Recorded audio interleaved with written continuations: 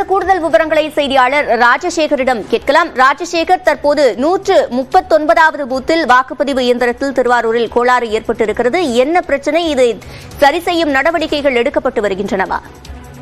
சிவரஞ்சனி, நாடாளுமன்ற தேர்தலுக்கான மாதிரி வாக்குப்பதிவு என்பது தற்பொழுது தொடங்கி இருக்கிறது. திருவாரூர் மாவட்டத்தில், குறிப்பாக திருவாரூர் சட்டமன்ற தொகுதிக்கு உட்பட்ட பகுதியில் 303 வாக்குச்சாவடி மையங்கள் என்பது அமைக்கப்பட்டிருக்கிறது.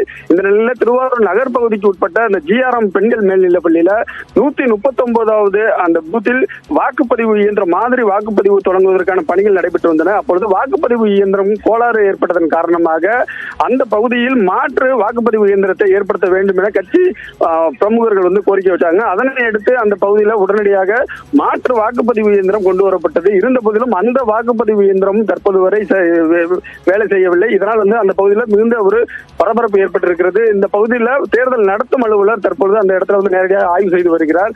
உடனடியாக அதற்கான மாற்று ஏற்பாடு செய்ய வேண்டும் என வாக்கு முகவர்கள் அங்கு கோரிக்கை வைத்து வருகிறார்கள். இந்த பூத்தில் இங்கே மட்டும் இந்த GRM பெண்கள் பள்ளியில் மற்ற 4 பூத்துகள் அமைக்கப்பட்டிருக்கிறது. இதுல 3 பூத்துகள்ல மாதிரி வாக்குப்பதிவு தொடங்கி இருக்கிறது. அதே நேரத்தில் 139வது பூத்துல இதுவரை அந்த மாதிரி வாக்குப்பதிவு இதுவரை தொடங்காத நிலை ஏற்பட்டிருக்கிறது. சிவரஞ்சனி, ஆய்வுக்கு பிறகு விரைவில் மாதிரி வாக்குப்பதிவு தொடங்கும் என்று நம்பலாம். விவரங்களை வழங்கியமைக்கு நன்றி ராஜசேகர்.